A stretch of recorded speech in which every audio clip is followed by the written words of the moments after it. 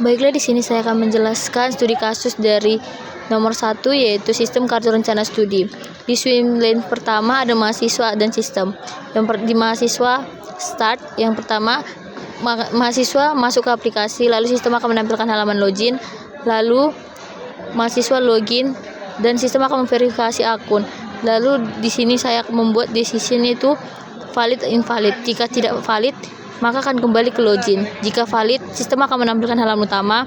Lalu mahasiswa akan memilih menu KRS, lalu mengisi form data diri, lalu memilih mata kuliah. Lalu di sini saya menggunakan frog, yang dimana menampilkan SKS mata kuliah, mengakumulasi total KS lalu ditutup dengan join. Kemudian setelah itu mahasiswa melakukan submission. Lalu setelah itu sistem akan menyimpan data. Kemudian mahasiswa akan menunggu approval. Lalu end. Lalu di swim lane kedua ada dosen wali, sistem dan mahasiswa. Start dimulai oleh dosen wali. Dosen wali masuk ke aplikasi, lalu sistem akan menampilkan halaman login.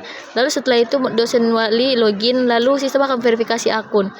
Di sini saya menggunakan decision, yaitu invalid dan valid. Jika tidak valid, maka akan kembali ke login. Jika valid, sistem akan menampilkan halaman utama sistem.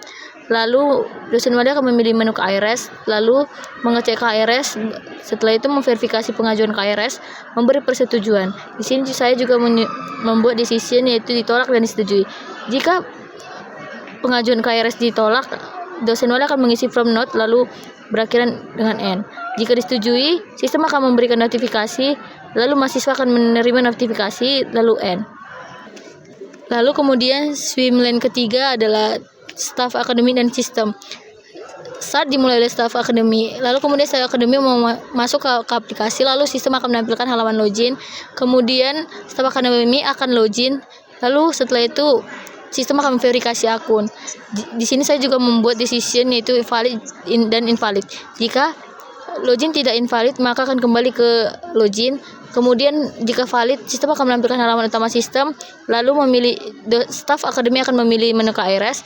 Kemudian staff akademi akan melihat KRS yang sudah di-approve, lalu kemudian melakukan pencetakan KRS dan diakhiri dengan N.